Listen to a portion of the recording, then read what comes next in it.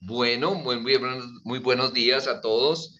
Estamos a puertas de abrir una reunión, debate, un compartir de ideas hasta donde sea posible de la manera más objetiva para tomarle una foto crítica, versión 2023 a lo que todavía se llama psicoanálisis, ¿sí?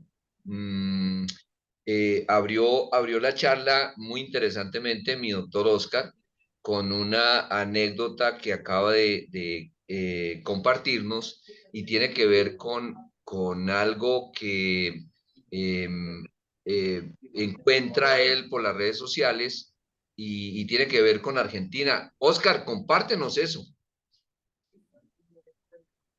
Así es, Edgar. Al parecer, la Argentina es el reducto más importante del psicoanálisis. Yo personalmente recuerdo que todos los colegas, aquellos que se sometían a psicoterapia, utilizaban el psicoanálisis, eran tratados por psicoanalistas. Y el psicoanálisis ha tenido un auge muy importante. Yo calculo en todo el siglo pasado y principios de este siglo también. Y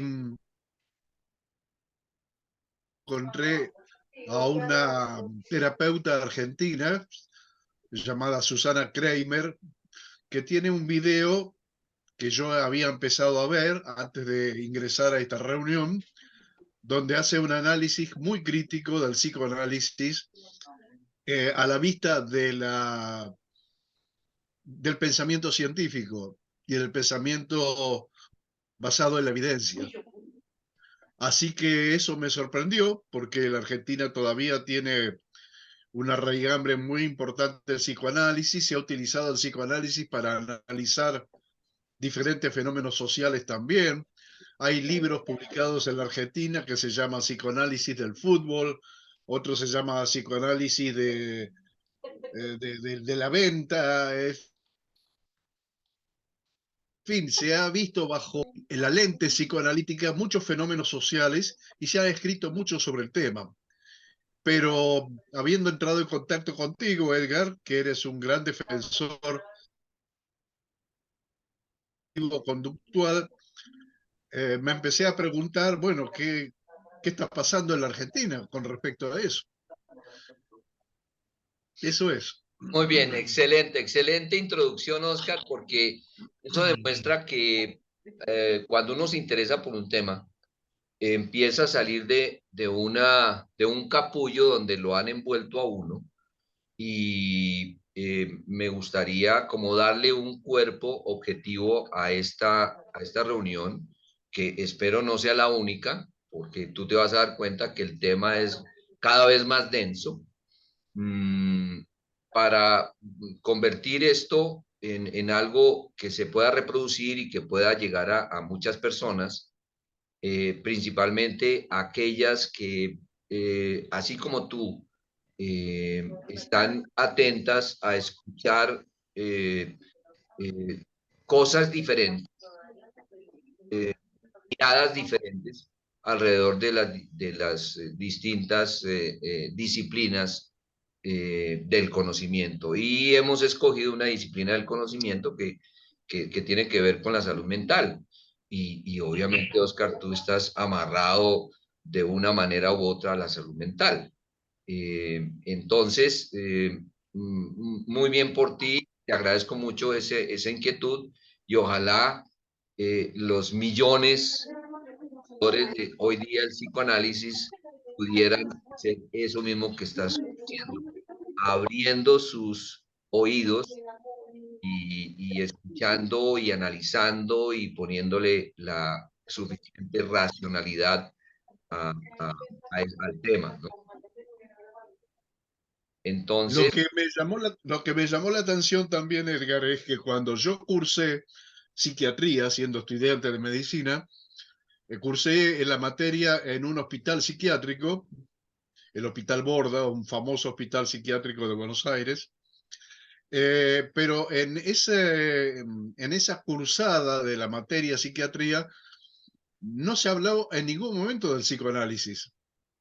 Tenía una orientación, llamémosle, biológica, la antigua, la antigua psiquiatría biológica, pero en ningún momento se habló del psicoanálisis. Y cuando empecé a tomar contacto con compañeros que querían dedicarse a la psiquiatría, ya estaban todos haciendo psicoanálisis didáctico con la finalidad de tratar sus problemas y de aprender la técnica, haciendo al mismo tiempo un proceso de tratamiento y de aprendizaje. Le llamaban,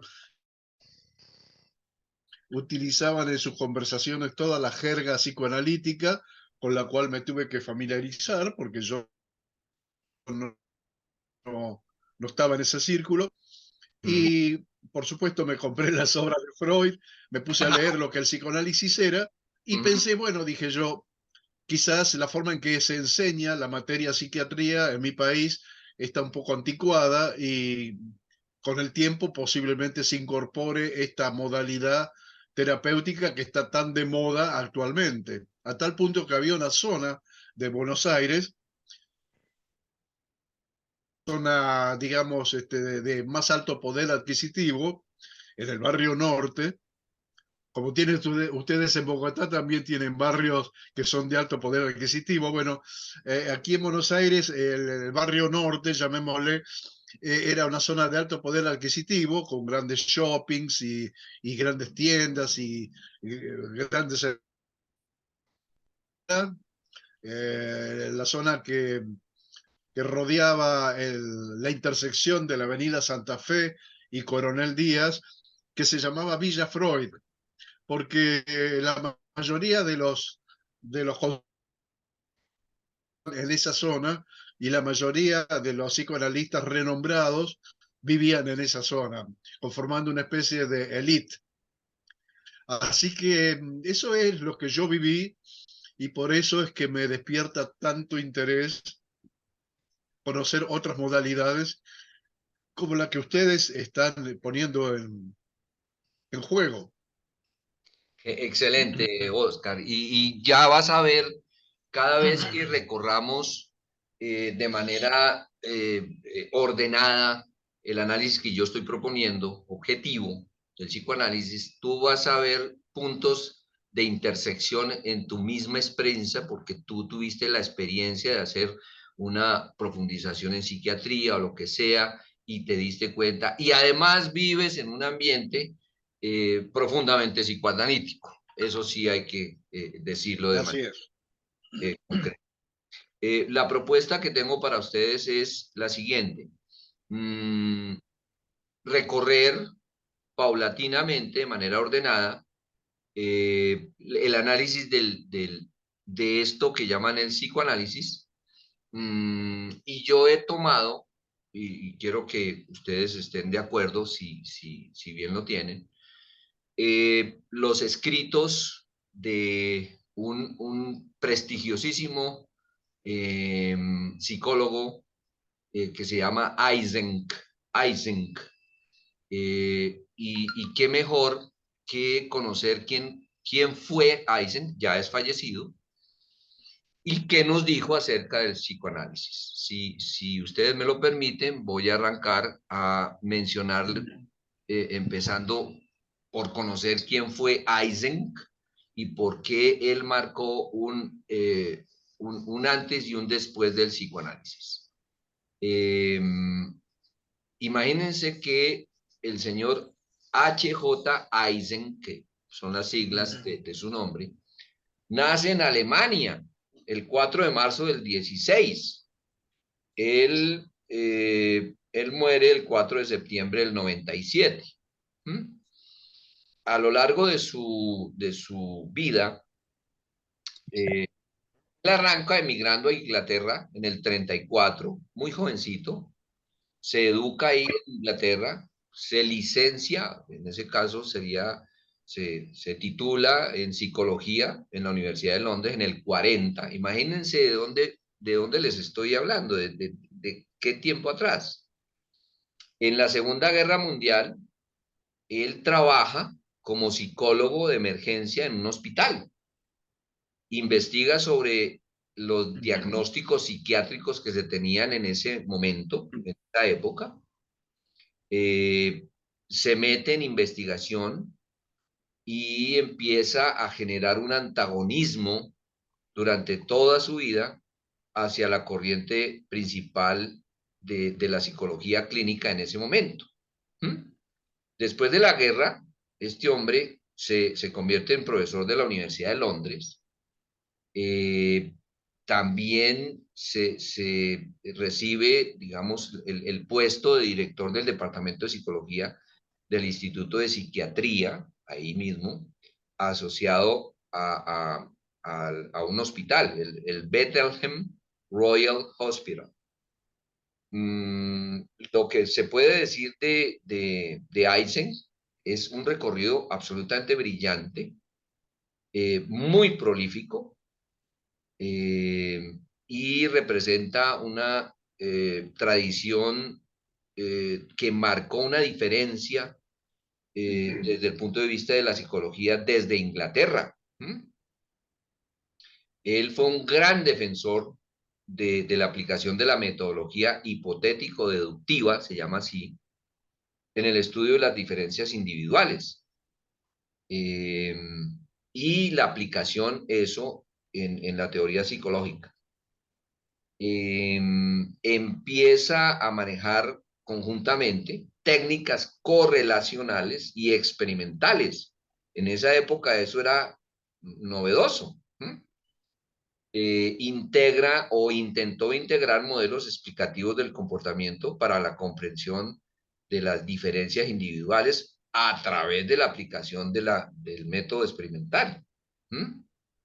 Se mete en áreas en esa época que estaban, digamos, descuidadas en términos de exploración científica, como la personalidad, lo que en ese momento llamaban el temperamento, y empieza a hacer una serie de asociaciones, correlaciones con las tipologías griegas, ¿no? Se mete en psicología clínica propiamente dicha, profundiza lo que él llamó rasgos de psicología del aprendizaje, y obviamente profundiza en la terapia de conducta. O sea, él es gran maestro de nosotros los clínicos, y no siendo suficiente, se mete en psicopatología, en inteligencia, en actitudes, en conducta sexual, se metió incluso en criminología. También, como bien les dije, que fue muy prolífico, abordó temas de genética de la conducta. Imagínense en esa época de hablar de genética de la conducta. Y lanzó una serie de cosas muy prácticas para la psicología que me gustaría aplicarlas, sobre todo en términos de hábitos y adicciones. El método de él, o el planteamiento de él, fue esencialmente psicobiológico, psicobiológico. Y a él se le atribuyen la aproximación de la psicología a las ciencias naturales. Imagínate eso tan importante. Una de las cosas donde él probablemente quedó colgado, porque no era la época, fue que los modelos de psicología cognitiva realmente, los modelos actuales no los abordó, y estableció una serie de posiciones que después fueron revisadas a través de la exploración y experimentación de la psicología cognitiva. Fue un gran alumno de Spearman. Los que somos psicólogos conocemos la importancia de Spearman en nuestra disciplina. Se dedicó a investigar. Fue un profundo investigador y a él se le atribuye que hizo una relación entre la psicología occidental europea y obviamente americana, norteamericana, con la oriental. Entonces, ese tema debe ser muy, muy interesante para Gustavito. Oriental, llámese Rusia, Polonia. Eh, a él se le atribuyen muchísimos textos y escritos de carácter científico, o sea, formalmente reconocidos en diferentes áreas de la psicología. Además, defendió a capa y espada una visión científica de la psicología y de la práctica profesional, que es a lo que nosotros estamos abocados a analizar en este momento. A él se le atribuyen 75 libros y aproximadamente 700 artículos de tipo científico, o sea, tremendo, tremendo. Y abordó temas como bases biológicas de la personalidad, sexo y personalidad, inteligencia. Bueno, hay una cantidad de conocimiento abordado desde el ángulo científico. Él se retira en el 83 y continúa escribiendo, imagínate, escribiendo hasta el día de su muerte en el 97. Ese personaje nos enseñó a través de sus obras, escribe una obra fantástica que marca un antes y después del análisis del psicoanálisis. Yo voy a ir mencionando algunas notas que tomé para darle una conducción. Él, primero que todo, cuando entra a criticar el psicoanálisis, estamos hablando, imagínense, si él fallece en el 83 y fue prolífico, estamos hablando de los 70s, 80s, ¿sí? Donde lanza una obra fantástica, donde prácticamente sepulta al psicoanálisis como una pretendida ciencia. La propuesta que él hace a través de su obra fue, primero que todo, conservar un principio científico en todo su análisis y un principio de crítica constructiva y reconstructiva. Y por eso defendió siempre que una cosa es la obra de una persona, y otra cosa es la persona. Sin embargo, en la primera parte de su obra, él analiza y propone una correlación de la vida de Freud con su obra, y eso lo hace mucho más interesante. Entonces, él empieza a destacar algunas cosas, fantásticas. Primero demuestra que una cosa es la verdad individual, y a eso lo llama poesía, por eso es que Gustavito en algún momento lo tiene bien catalogado a Freud, es una representación poética de una época, porque él manifestó su verdad individual, pero otra cosa es la verdad universal. ¿Qué es la verdad universal? Lo que nos dice la ciencia, ni más ni menos. Entonces hay que hacer una gran diferencia en eso.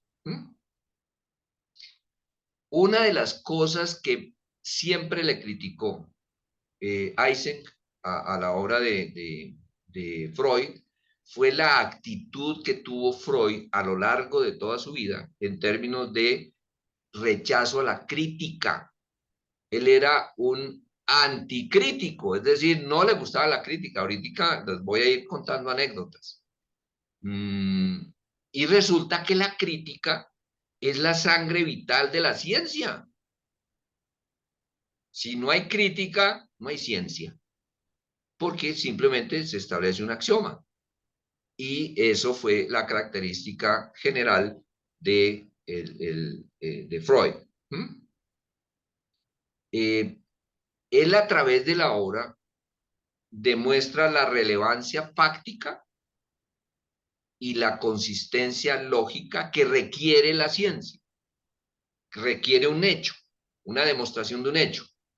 ¿Mm? Acuérdense, relevancia lógica y consistencia lógica. Perdón, relevancia fáctica, que sea importante el hecho, y consistencia lógica.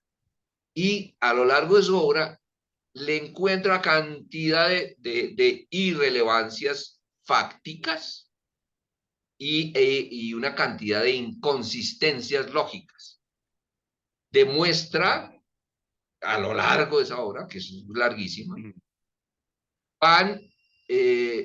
cuán contradictorio era la posición que tenía Freud ante, digamos, el mundo, en términos de yo defiendo el método científico, etcétera, etcétera, pero cuando fue a lanzar sus teorías, fueron lo más anticientíficas de este planeta, porque no admitían ni crítica, no tenían relevancia fántica y no tenían consistencia.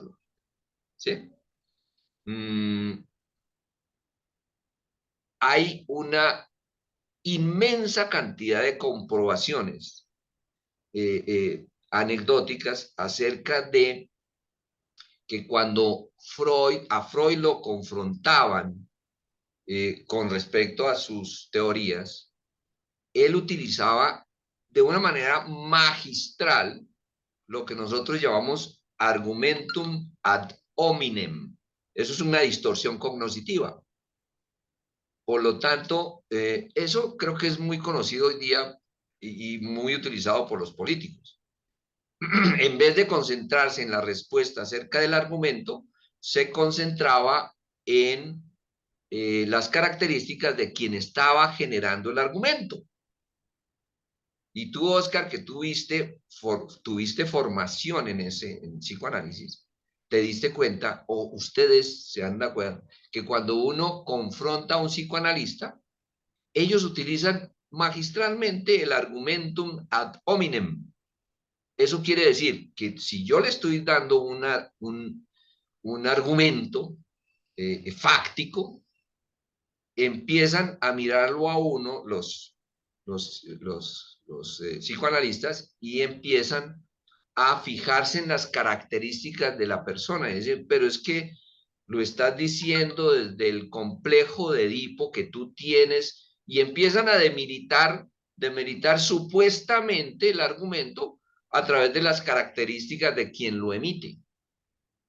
Eso está plenamente demostrado a lo largo de toda la obra de Freud, sobre todo cuando lo interpelaban, cuando lo cuestionaban.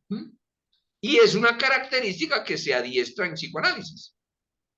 Es casi como un rigor que tienen los psicoanalistas de aplicar el argumentum ad hominem. Y pues obviamente eso sí ya, por eso es que se reconoce y se ha estudiado esa distorsión cognitiva como una técnica para evadir una responsabilidad argumental. ¿Mm? Cuando surge el psicoanálisis, eso no fue gratis, eso fue a lo largo de los años. Y hay algo que los psicoanalistas siempre en la vida de Freud recuerdan siempre, y es el caso de Ana O. ¿Sí? Ana O, eso yo creo que todos lo hemos conocido. Ana O fue una niña eh, allá en Austria, creo que fue en Austria, mmm, que venía sufriendo de una cantidad de problemática. Paciente inicialmente fue paciente de un colega de Freud y pues hasta cierto punto fue Freud lo admiró. Breuer, si se acuerdan del apellido Breuer, el señor Breuer aplicaba técnicas de hipnotismo, hipnosis, y tenía como paciente a Ana O. Entonces el señor Breuer, de alguna manera, que estaba muy ocupado, le cedió el paciente o la paciente a Freud, que ya venía previamente intervenida por Breuer, y Freud le da por hacer un diagnóstico que se llamó histeria. Ana O tiene una histeria. En esa época se utilizaba el término de histeria. Bueno, perfecto. La real historia es que Freud continúa aplicando las técnicas de hipnosis aprendidas de Breuer y la sigue tratando. Y llega un momento donde ya, acuérdense que los tratamientos de psicoanálisis son larguísimos, es de años. Ya se cansaron, ya se agotó la vaina, ya, mejor dicho, lo dejaron. Y hoy comete vamos a decir, el atrevimiento de publicar el caso de Ana O y arranca, primero por atribuirse el paciente él, y ese no era su paciente, ese fue remitido, no le da crédito a Breuer. Después les voy a decir que Freud tenía unos problemas serios de personalidad. El punto es, arranca de ahí, redacta como un reporte de caso donde lanza la hipótesis de histeria y empieza a describir todo lo que hizo él con la pobre Ana O, y ya llegó un momento donde él dice, pues Ana O ya no presenta síntomas y fantástico. Y cierra el caso y eso lo catapulta, porque fue a través de Ana O fue, digamos, una representación de lo que después se convirtió en una teoría del psicoanálisis. ¿Mm? No, no, éxito total y bueno, la historia escondida es que Ana O después volvió a sentir síntomas, o sea, los historiadores reales que tuvieron que ir a mirar las notas de Breuer, porque ahí estaba la historia real de Ana O, detectaron que Ana O volvió a sentir síntomas y se volvió a recaer, ¿sí? O sea, ¿cómo así? Eso en términos científicos pues no sirvió, pero eso nunca se publicó, se ocultó. Eh, y con el paso de los años, se determinó que el caso de Ana O para nada era histeria. Ella posteriormente, a través de, no sé, de psicología o psiquiatría forense, fue diagnosticado con una cosa que se llamaba, una cosa biológica, que se llama una enfermedad biológica que se llama meningitis tuberculosa. Eso debe ser conocido por Oscar. Tuberculosis, digo, meningitis tuberculosa. Y fue rastreado ese diagnóstico y lo evidenciaron, habida cuenta de que en la historia de Ana O, ella estuvo muchos años cuidando a su padre de ella, cuidándolo, quien tenía una infección, llamémoslo así, en el cerebro. En el cerebro que provenía de sus pulmones. Vamos a decir que es algo así de tuberculosis.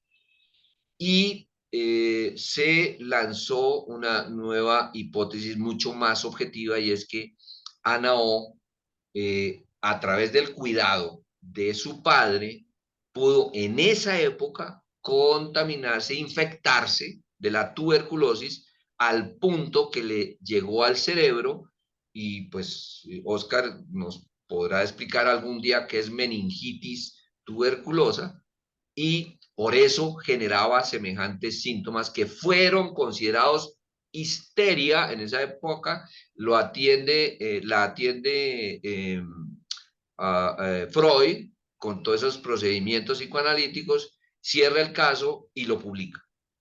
Lo que no publicó fue el resto, ¿sí? Y hasta ahí le llegó el asuntico a Freud. ¿Mm? Edgar, si me permites, ¿Qué sigue? ¿puedes puedes repetir el nombre y apellido de este pionero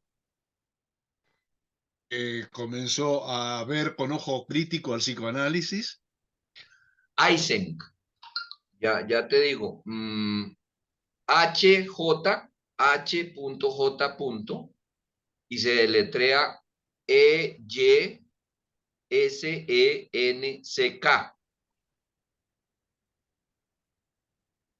HJ, Te repito, sí, Eysenck. E, S, E, No, espera, te repito. HJ son las siglas del nombre. Y el apellido es se pronuncia Eisen, se escribe Eysenck.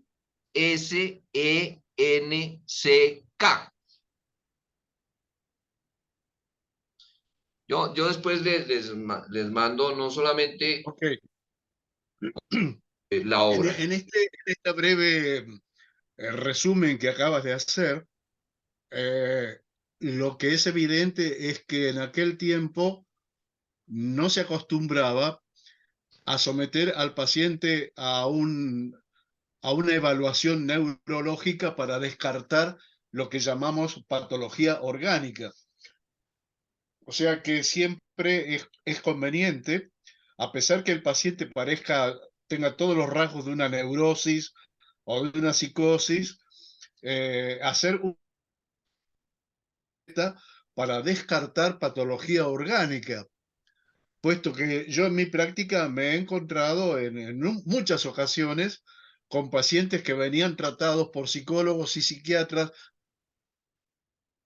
que tenían otra patología orgánica, por ejemplo, una profesional de la odontología que estaba en tratamiento de hacía varios años, psicológico y psiquiátrico, le encontré que tenía un tumor cerebral.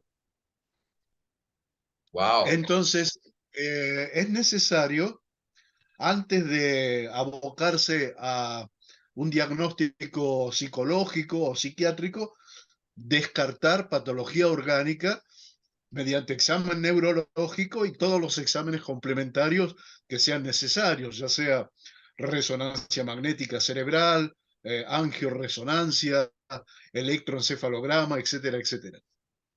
Total, total. Estás hablando de el procedimiento científico para hacer un correcto diagnóstico de un paciente, versión 2023, pero Tal cual. retrocede un siglo para darle continuidad a la charla. ¿Qué formación tenía Freud para no haberle hecho eso? Primero, no tenía los recursos del avance científico de la neuro que hoy día tenemos. Ok, eso se... Así es. Pero es que recuerden que en la biografía oficial, no la biografía de los seguidores de Freud, oficial, la real, sin dibujos. Freud se formó en fisiología, es decir, él fue médico, él recibió el título de médico. Sí, sí. Además que dirigió un departamento de neurología. Entonces, técnicamente hablando, hay una evidencia de que él tenía el conocimiento actualizado. No sé si lo dirigió en Londres o en Viena, o en Europa. Entonces, él tenía el conocimiento neurológico y fisiológico del cerebro.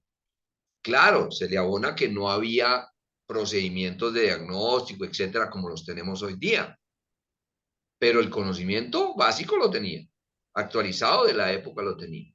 Entonces, esa noción de pasar por el filtro de diagnóstico diferencial en términos de que si es biológico o es psicológico, lo tenía, lo tenía. Entonces, si bien se excusa por el avance científico, no había resonancia electrónico en esa época, pero sí había el criterio del diagnóstico diferencial. O sea, es para que vayan viendo que en el recorrido de la vida del mismo Freud no hay cosas suficientemente claras y sí hay un aspecto gris, ¿sí? No es como los biógrafos de él lo pintan le han dicho que alrededor de Freud hay una mitología, lo convirtieron en, en un generador de una mitología. Y sí, tuvo éxito en ese sentido. Pero miren, el Eisen sigue poniendo el dedo en la llaga. A Freud se le atribuye que fue el creador del inconsciente. Acuérdense, inconsciente, consciente, subconsciente, todas esas palabras que ustedes en Argentina deben estar familiarizados y que los que desde Colombia estudiamos a profundidad el psicoanálisis, pues sí estamos acostumbrados también. El famoso inconsciente se le atribuye la creación o el descubrimiento a Freud. Y eso es profundamente falso. Profundamente falso.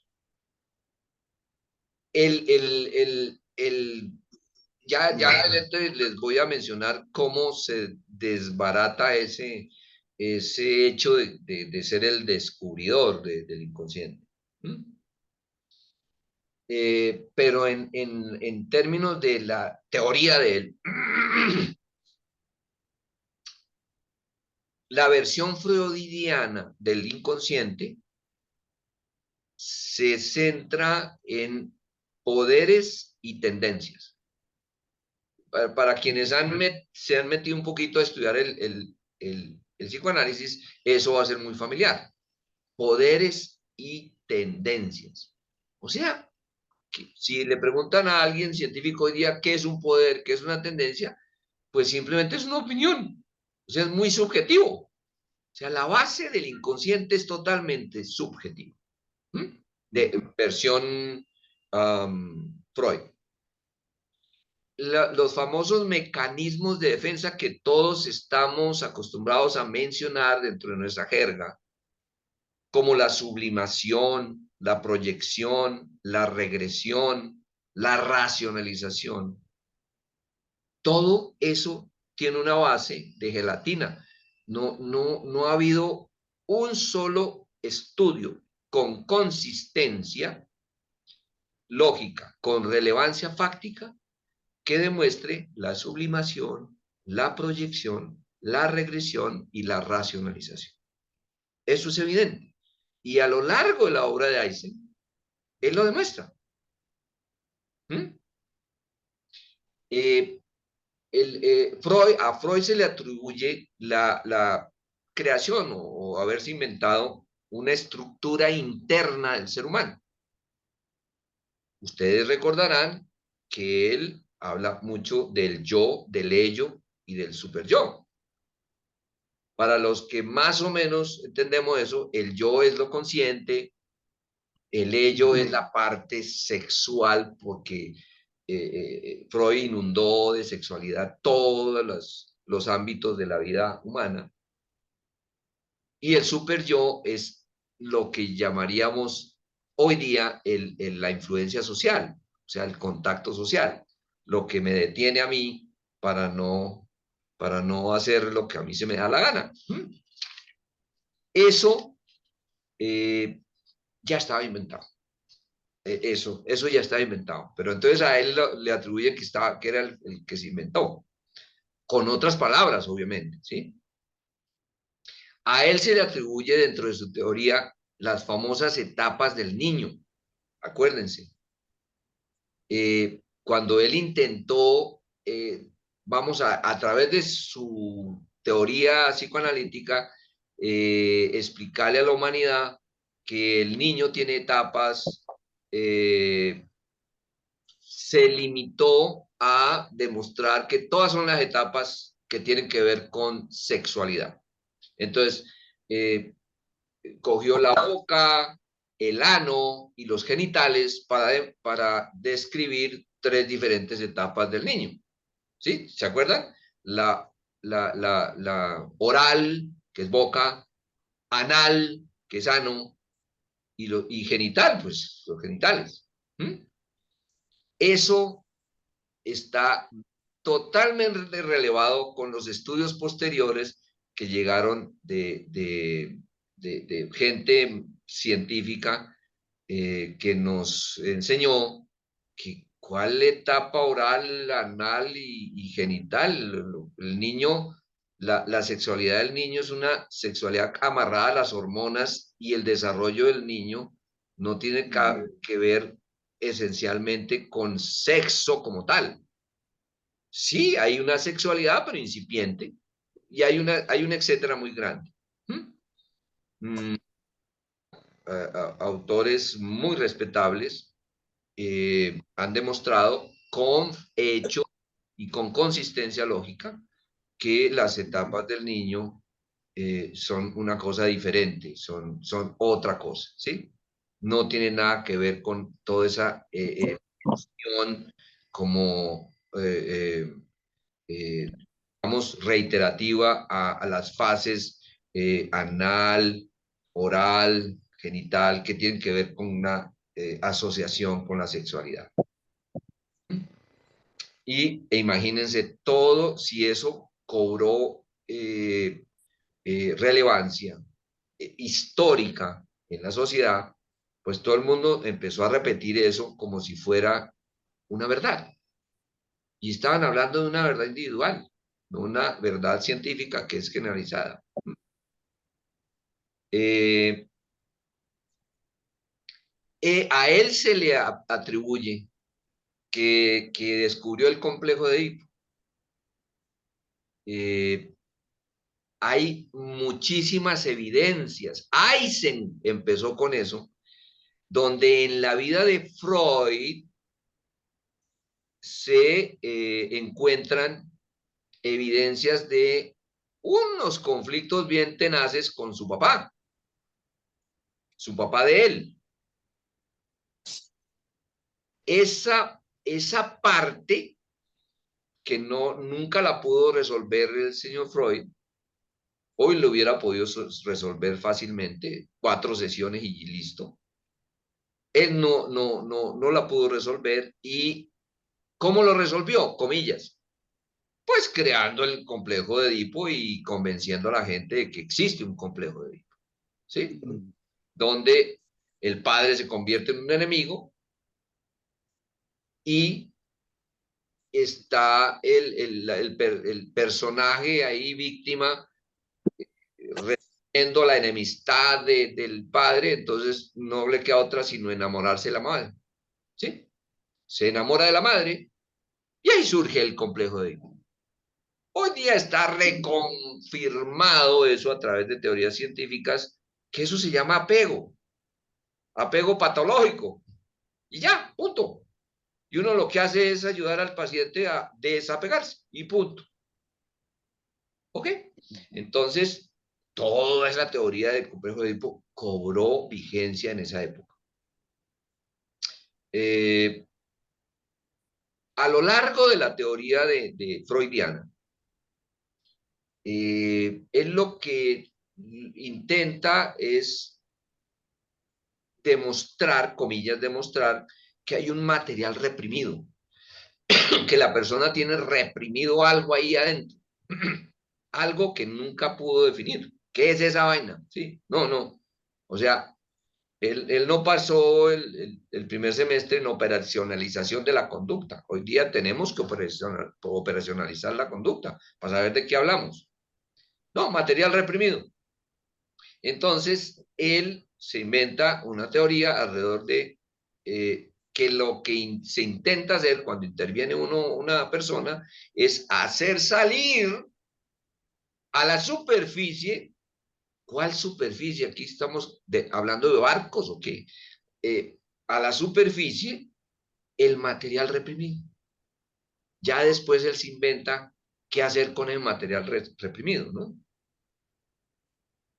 Y lo que más se le cuestiona a Freud es el método terapéutico,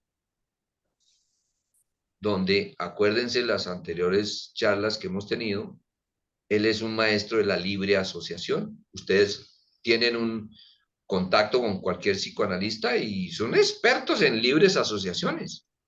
Eso hacen unas asociaciones, pero impecablemente, comillas, lógicas, pero tienen un venenito por dentro y es la libre asociación. Buscar causa-efecto, siempre. Olvídense de la correlación. Y se inventa a través como método terapéutico, la famosa transferencia. Y eso es, en este momento, profundamente cuestionable a nivel ético.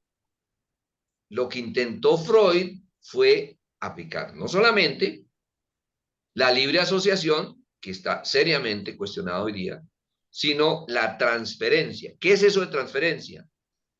Él lo que intentaba, y lo logró, fue generar apego del paciente con el analista.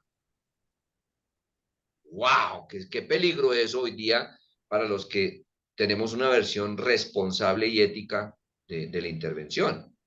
O sea, él como objetivo era generar apego del paciente con el analista.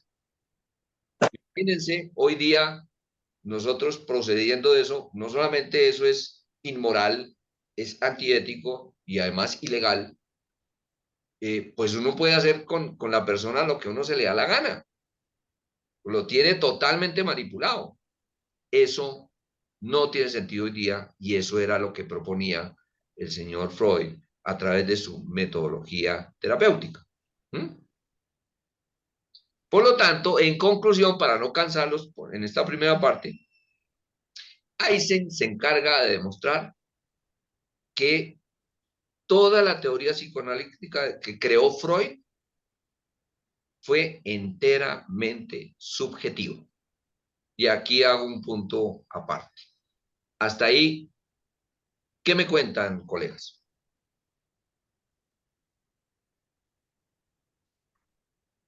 Porque hay más.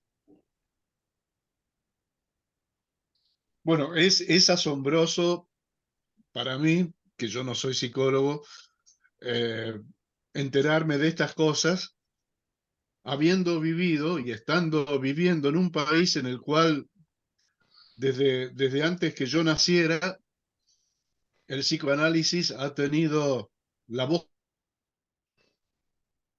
en el entendimiento, en la comprensión de la mente humana y que se ha utilizado tan ampliamente, saliendo del territorio de la psicología para extenderse a la sociología, a la política, al lenguaje cotidiano. Muchísima gente en su diaria comunicación utiliza palabras que vienen de la jerga psicoanalítica, de manera que se ha integrado a esta cultura todo este invento muy bien hecho, ¿no es cierto? Y esto ha tenido vigencia hasta la actualidad, la sigue teniendo. De manera que a mí me resulta asombroso, pero cuando yo era un estudiante y me sentía atraído por la mente humana, por la psicología y la psiquiatría, en un momento pensé en dedicarme a esto, a ser psiquiatra, pero lo que yo percibí en mi inocencia, yo percibí que había muchas inconsistencias, que había sobre un mismo hecho muchas interpretaciones a veces opuestas. Estaba surgiendo la llamada antipsiquiatría con Cooper. Estaba saliendo dentro de la APA, la Asociación Psicoanalítica Argentina, un movimiento de importantes miembros de la APA, movimiento que se llamó Plataforma y Documento, que publicaron un libro que se llama Cuestionamos, donde ellos las bases y el uso y la interpretación del psicoanálisis. O sea que surge dentro del movimiento psicoanalítico un grupo importante de profesionales que cuestionan las bases de lo que ellos mismos ejercen. De manera tal que yo, siendo un joven inexperto, me encontré frente a un panorama, por un lado, apasionante y por otro lado, confuso. No podía distinguir entre la verdad y la mentira. Tenía ante mí un amplio panorama de teorías acerca de una misma enfermedad y no tenía la manera de saber cuál de ellas tenía razón, si es que alguno la tenía. Siendo el cáncer de la psiquiatría era la esquizofrenia, creo que lo sigue siendo. Y sobre la esquizofrenia había teorías que van desde lo genético, las causas genéticas, las causas familiares, al punto que se hablaba de familias esquizofrenizantes, las causas neuroquímicas, las causas educacionales. Entonces, para mí era un menjunje, una mezcla apasionante, pero a su vez me provocaba incertidumbre porque no sabía quién tenía razón. Así que decidí no dedicarme a eso porque me parecía que todavía no era una ciencia, me parecía que todavía era un campo lleno de contradicciones, de interpretaciones y de grupos que querían asumir el poder, pero que no había evidencia sólida, científica, sobre el funcionamiento de la mente humana. Esa fue mi sensación y por eso me dediqué primero a la cirugía y luego a la neurocirugía. Y me sigue apasionando el funcionamiento de la mente humana, pero veo que han surgido nuevas formas de ver esto, nuevas escuelas como la que tú estás representando, ¿no? La de la psicología cognitivo-conductual. Así que ese es el comentario que yo puedo hacer, Edgar. Genial, genial, Oscar. Y si yo les contara más anécdotas históricas, evidentes de la vida de Freud, ya ustedes empezarían a entender por qué tuvo tanto éxito Freud. Imagínense eh, que la propuesta de Eisen es, hombre, gran parte de la teoría de Freud deriva de sus análisis de su propia personalidad neurótica. Utiliza la palabra neurótica que estaba de moda en ese momento. ¿Cómo así? Claro, él fue su ratón de laboratorio, el mismo Freud. ¿Cuál fue la hazaña de Freud? Es evidente. Logró imprimir sus propias neurosis en el mundo. O sea, remodeló o remoldeó la humanidad según su propia imagen. Ese es el mérito de Freud. Recorramos cómo se formó Freud. Él fue un alumno brillante desde la escuela, el colegio, la universidad, brillante, inteligentísimo. Estuvo lleno de becas por todo lado. Él estudió gratis porque era brillante. Se graduó de médico. Se fue para, creo que Londres, a una beca con Charcot. ¿Se acuerdan de Charcot? Que era el tremendo, la moda de la hipnosis en ese momento. Le aprendió las técnicas de hipnosis. Sí, trabajó porque tenía que mantener su familia prolífica, fue muy prolífico Freud.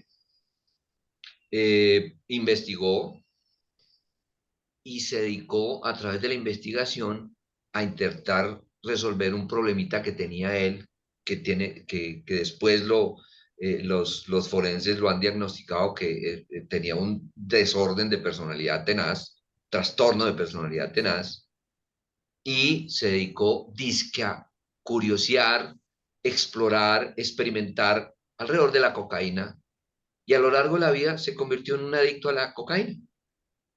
Imagínense todo lo que puede uno crear en un viaje de cocaína. Impresionante.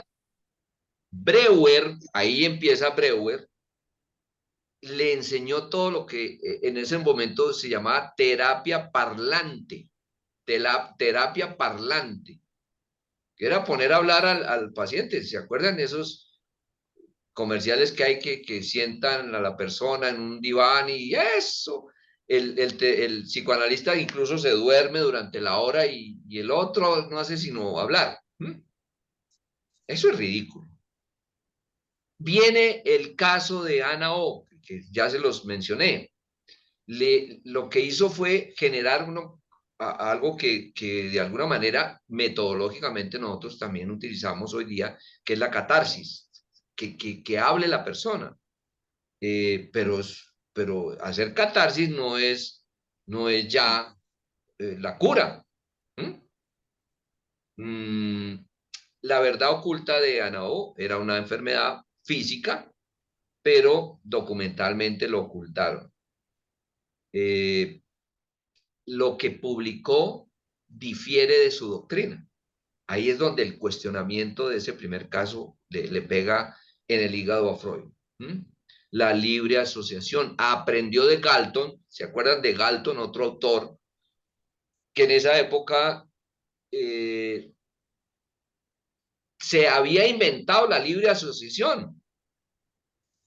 Pero entonces se le atribuye a Freud que él fue el creador o el inventor de la libre asociación. No, no, no, simplemente cogía una cosa de un autor y del otro y simplemente se lo atribuía a él.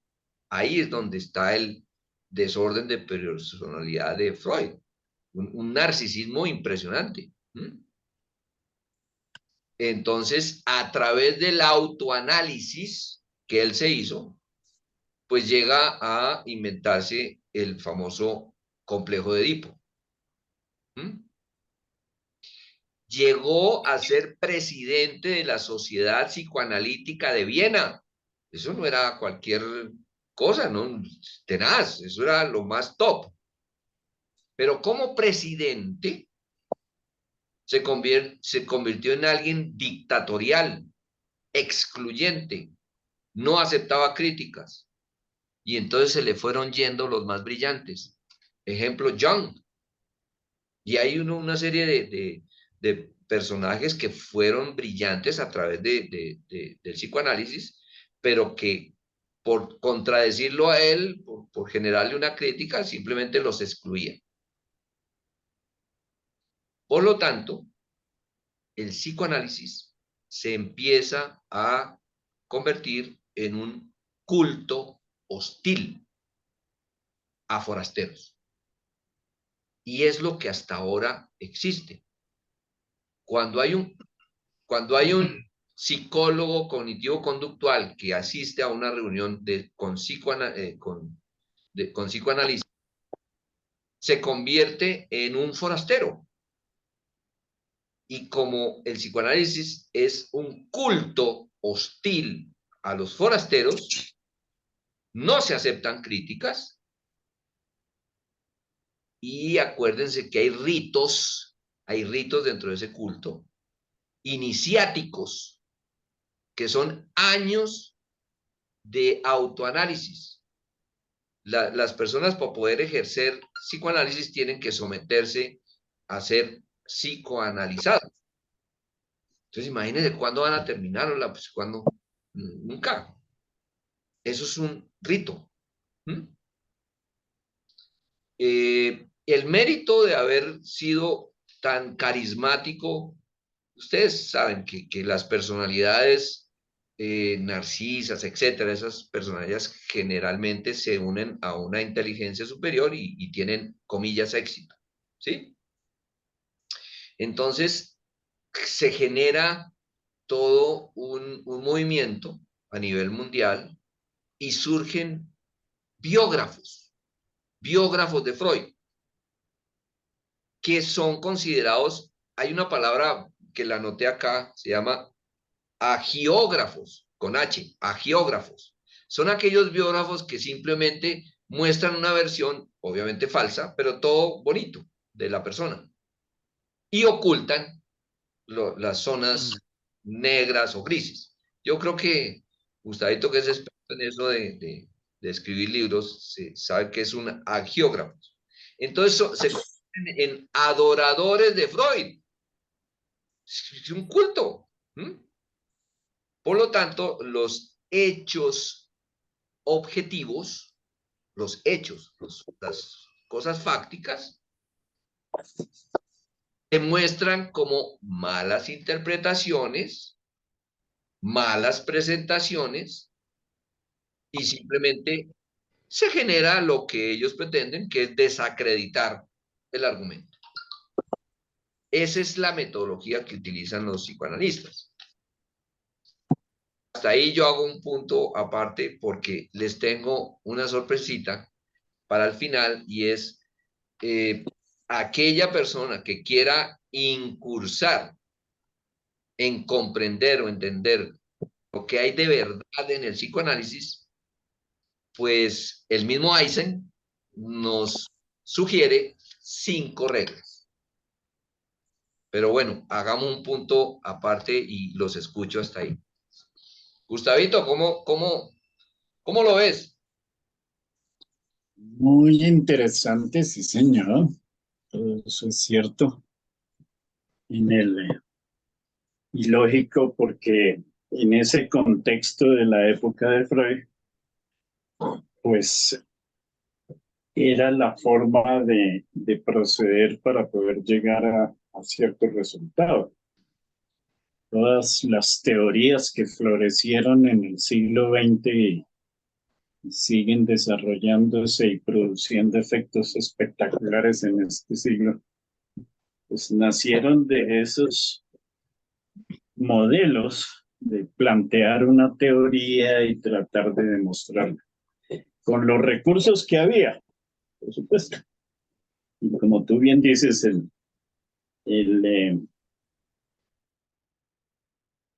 realmente tenía tres ejes sobre los cuales giraba su teoría, sus hipótesis, que pues, nunca se comprobaron, y también, lamentablemente, la metodología terapéutica. Esos 3 ejes tenían que ver con el concepto naturalista que estaba muy de moda en esa época en Europa, el concepto, el movimiento romántico que generó pues grandes sucesos en la literatura, el arte e inclusive en ámbitos culturales y políticos. Acuérdense lo importante que fue el concepto de humanismo y libertad a finales del siglo XVIII y durante todo el siglo XIX, que produjo guerras y toda clase de cosas. Y el concepto del movimiento le daba a Freud esa opción de plantear las cosas humanas también impregnándoles algo como lo que tú dices, mucho de ritualismo, pero también mucho de interpretación. El simbolismo fue un movimiento también tan fuerte como los otros dos, como el romanticismo y el naturalismo. En ese caldo se formó Freud, que era un gran escritor, yo siempre he dicho. Coincido con Papini en que merecía un premio Nobel de literatura. Indudablemente eso es totalmente cierto. Sí. El gran problema es que, como tú bien lo dices, desarrolló sus métodos terapéuticos y, en una forma, pues, totalmente autocentrado y seguramente con base en sus propias experiencias y las de algunos de sus pacientes. Y eso sin duda tuvo un efecto tremendo en su forma de tratar de... Es que eso es lo que pasa cuando no se trabaja con axiomas, sino con dogmas. Una vez que tú estableces un dogma, entonces te toca buscar todas las formas de comprobarlo y mantenerlo vivo. Como decía el filósofo, si la teoría no está de acuerdo con la realidad, peor para la realidad. Entonces, aquí es y de todo ese simbolismo, mira todo lo que se derivó, el inconsciente colectivo, el tema de Jung con Mm, sus aspiraciones de convertirse en el Cristo ario, mm, la nueva religión del bosque, bueno, toda esta cosa loca, pero eso se entiende dentro de ese contexto simbólico porque es que toda esa parte mágica del psicoanálisis está ahí, que interpretar los sueños, que lo que la persona dice o los errores que comete cuando se equivoca al hablar, el simbolismo de todo. Pero en ese tiempo la pintura sobre todo estaba virando en esa dirección y mm, Freud no era ajeno a eso. mm. El gran problema es haber encontrado esa minita de oro que es el psicoanálisis y, y mantener la teoría para justificar una terapia que a todas luces es muy, muy, muy poco efectiva y muy, muy, muy, muy costosa en términos de tiempo, esfuerzo, dinero, etc. Claro. Gustavito, Yo quería creo que, que no quiero dejar pasar algo que acabas de anotar. Recuerdan que él fue, o Freud, fue nombrado presidente de la Sociedad Psicoanalítica de Viena y que todo eso, su mandato fue dictatorial, excluyente, etcétera. Eso marcó un fenómeno que hoy día se vive en dos países preponderantes en el planeta, Francia y Argentina. Las razones más adelante las vamos a analizar, porque Francia y Argentina todavía tienen un punto preponderante del psicoanálisis, pero eso no es que sean los únicos que tengan el psicoanálisis. Estando Freud siendo muy dictatorial, muy excluyente, se le van saliendo Jung y todos esos, Fromm, Erickson, todo ese tipo de psicoanalistas que tenían unas versiones que disentían en algunos puntos con Freud y crearon sus sí, propios cultos, sus propias... claro, Y hoy día se, se cuentan por centenas, no por decenas, sino por centenas, las diferentes versiones de psicoanálisis regadas por todo no, el mundo.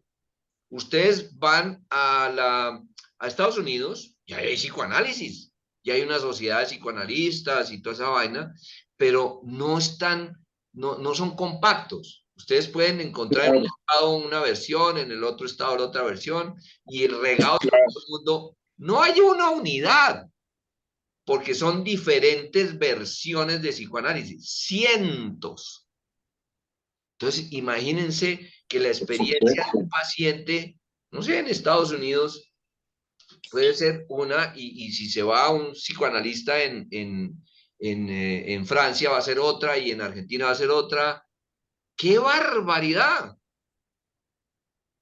No hay Pues claro, porque un constructo de esa naturaleza que no está montada sobre ese es relevancias fácticas y consistencias lógicas, pues puede generar cualquier tipo de versiones. O sea, yo le puedo cambiar el Edipo por otro nombre y entonces ya es otra cosa.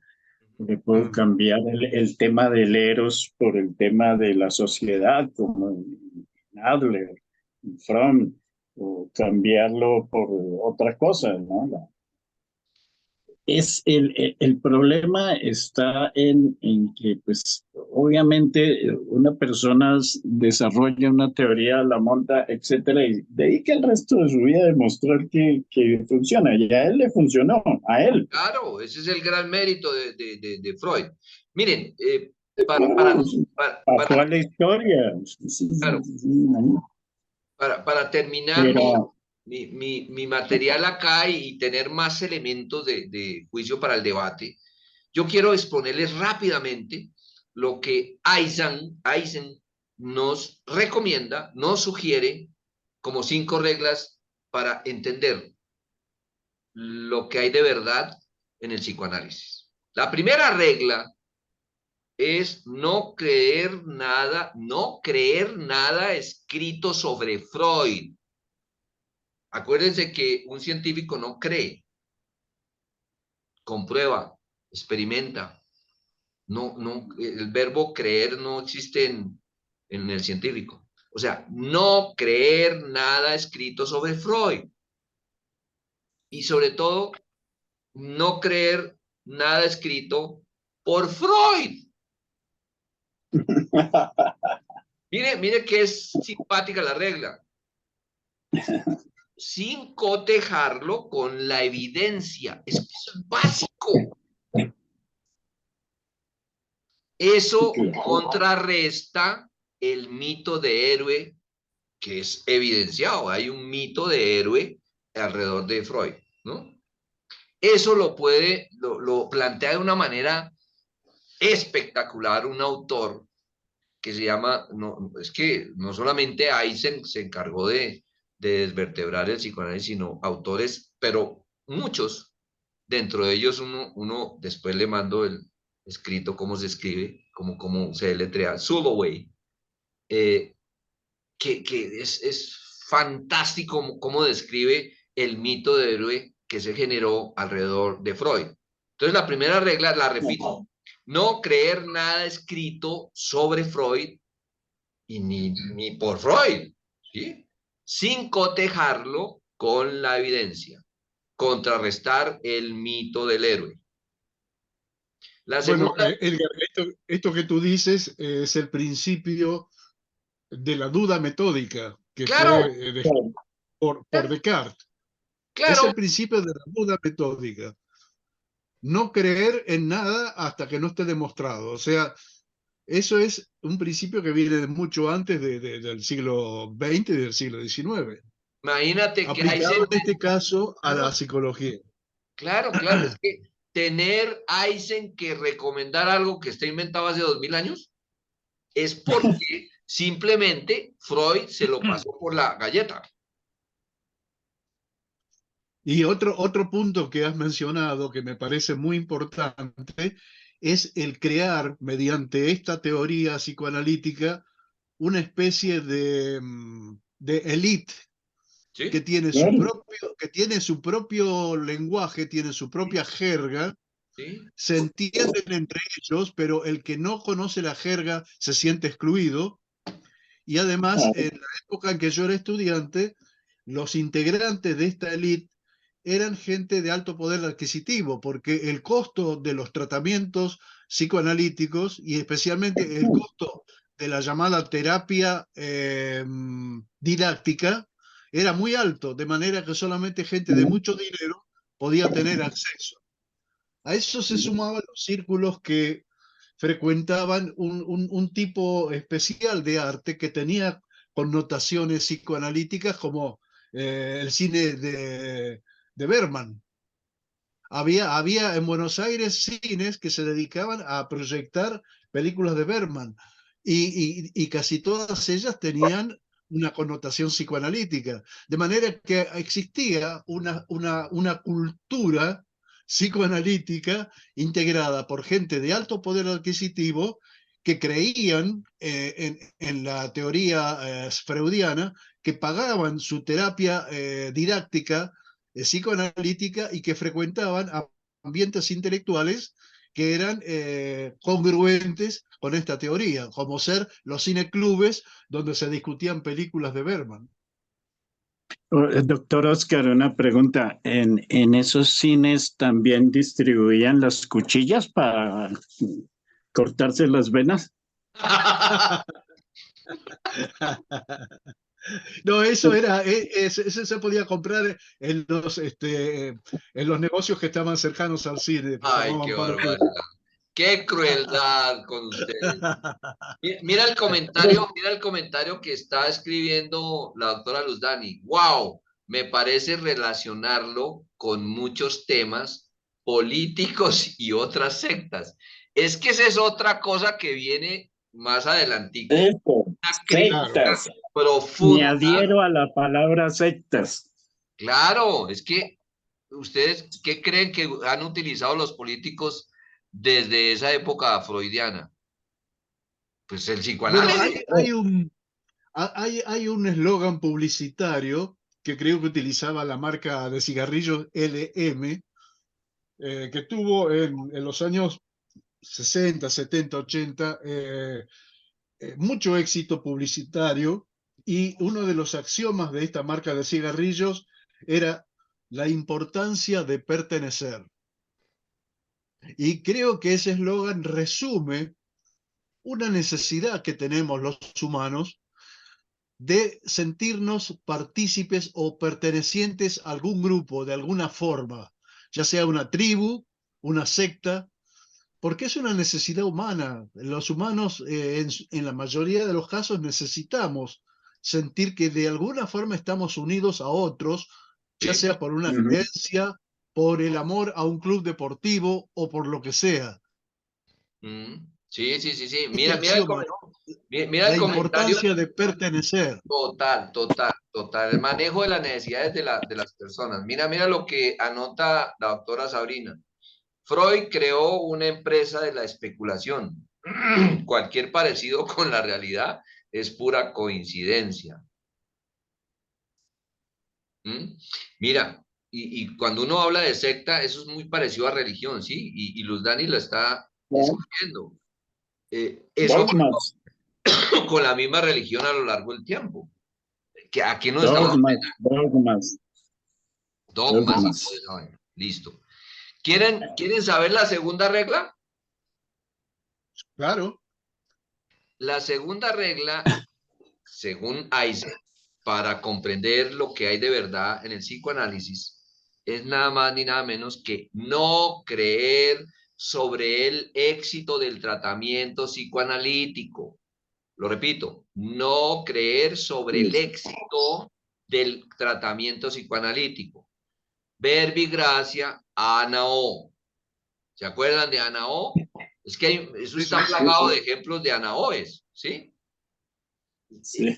Encontraron notas de Brouwer, ocultas, los historiadores, donde evidenciaron que los síntomas continuaron, que no era histeria, que era meningitis tuberculosa, y eso lo reafirman autores como Soloway, Thornton, Ellenberger, y hay una cantidad de autores adicionales. No, no es que sea la versión únicamente de Eisen. Sí. El, Y el dime. caso no es solamente de Freud. Fíjate que Jung era el psiquiatra, el psicoanalista de gente muy poderosa, muy rica en Europa, entre ellos un par de hermanos de esta familia Vanderbilt, si no me equivoco, una de estas familias ricachonas. Eh, Creo que la paciente o el hermano o ella se suicidó, uno de los dos, y el otro pues obviamente tuvo un colapso. Ah, porque él les recomendaba unas terapias muy, muy extrañas, ¿no? Ya, muy de secta, mejor dicho. Claro. Incluían promiscuidad y una cantidad de situaciones, y esta gente con toda esa cantidad de cosas en la cabeza, pues terminaron mal. Fueron dos pacientes que mencionan en una biografía que terminaron bastante mal. Y hay gente muy rica, como ustedes bien lo dicen, se rodeaba de gente muy poderosa, todos ellos. Sabrina, me, me, nos regalas tus palabras sobre tu nota, lo de otras Acá estoy, pacientes. acá los estoy escuchando un montón. Con Freud siempre tuve, me alegro no ser la única ahora de compartir eso también. Con Freud también me pasó algo similar a lo que dijo Oscar, de esto de uno siempre lo mira como desde lejos, ¿no? Porque siempre los que estudiamos carreras humanísticas, Freud es algo que nos enseñan obligado. Y siempre, yo que lo leía y demás, siempre me hacía acordar como si fuese un adivino, no sé, como si me estuviese tirando las cartas y diciéndome lo que quiero escuchar. Y es lo que la gente necesita creer. En base a eso siempre investigué, yo siempre voy con mi otro librito aparte, investigando el lado oscuro de estos personajes. No me puedo quedar con lo que me enseñan, sino también es una forma de adoctrinarnos acerca de todo esto. Y si recuerdo el caso ese que mencionaron de la cocaína, este tratamiento de la cocaína para la adicción a la morfina, si no recuerdo mal. Él incluso, si no me acuerdo mal, también lo experimentaba. O sea, ellos también eran sus propios ratoncitos de laboratorio. Y me acuerdo un caso que no se habla, que fue una de sus primeras pacientes, que es la que menciono, que también con esto en esa época también se creía que la nariz y los genitales tenían algo que ver, ¿sí? Esta mujer se me acuerdo que presentaba algunos síntomas de sangrado nasal y demás, y él ya enseguida obviamente asocia el trauma sexual infantil porque eran sus teorías. Le recomienda, me acuerdo, una cirugía que él mismo se la hace. En esos años también se experimentaba esto de que tocando alguna parte del cerebro se podía reprimir algunos impulsos. Y me acuerdo que esta cirugía salió mal y la mujer terminó, no murió en la cirugía, pero terminó con una hemorragia cerebral. Y es uno de los casos súper ocultos que de Sigmund Freud. Así que yo ya desde ahí, desde el hecho de no respetar el principio de la responsabilidad, listo. Sí, sí, sí, Se sí. cae toda El caso que tú mencionas está perfectamente identificado. Es una paciente también conjunta entre Breuer y Freud.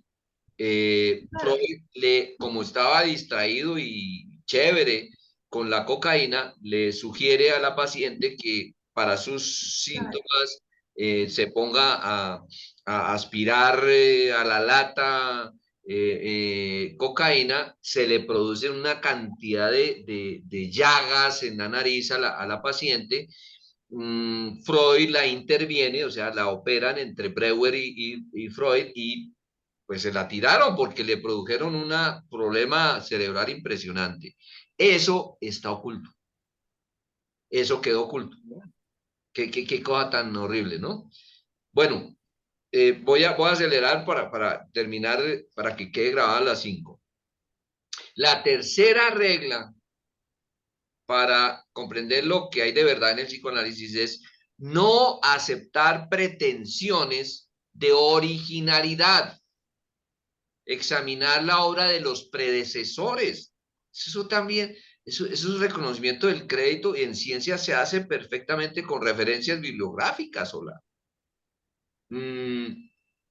Hay autores anteriores a Freud, como White, que lanzan obras como El inconsciente antes de Freud, y demuestra que muchos autores anteriores hablaban del inconsciente.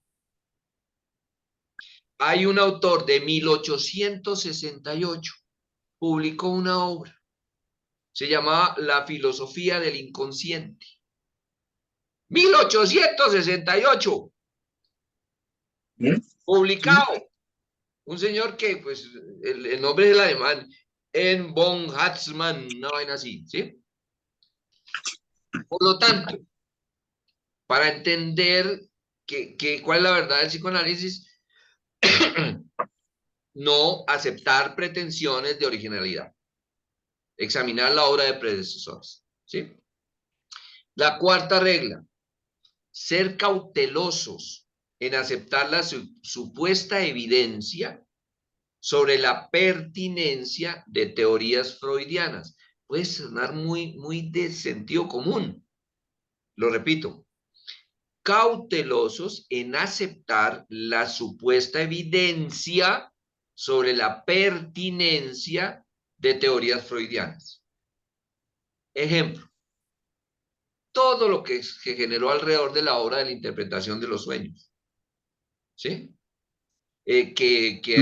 Obviamente esto es como alta cirugía, ahí toca entenderlo muy bien, pero la hipótesis o la teoría de los sueños son deseos reprimidos, están en el inconsciente, entonces hay que sacarlos, acuérdense, la metodología hay que sacar eso, pero en algún momento llueven las contradicciones de la misma teoría porque hay pacientes que tienen un sueño y que no tienen ninguna psicopatología.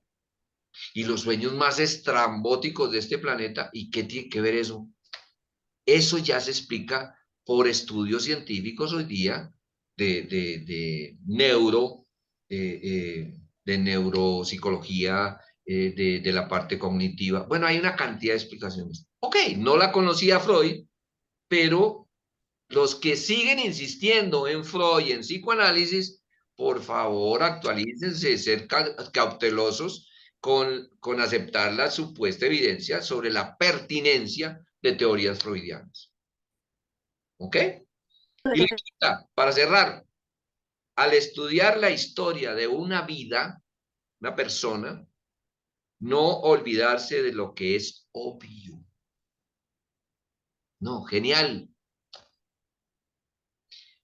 Al estudiar la historia de una vida, o sea, de una persona, no olvidarse de lo que es obvio.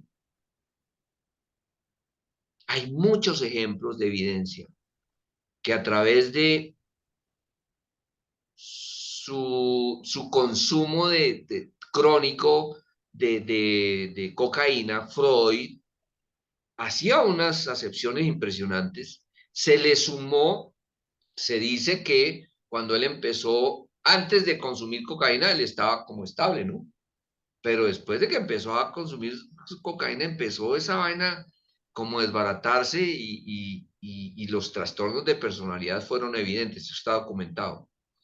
¿Y qué tiene que ver con el quinto recomendación? Que muchas de las cosas que eran obvias o que son obvias dentro del análisis de la vida de una persona, obvias es evidentes, tienen correlación. Las pasaba por derecho el señor Freud. Y vaya uno a saber que la teoría psicoanalítica las pasa derecho. Eso es todo, colegas. Hasta ahí, digamos, esa primera parte de una crítica organizada, estructurada alrededor del psicoanálisis. Tenemos 5 o 10 minuticos para un breve debate hasta este momento. La palabra es de ustedes, colegas.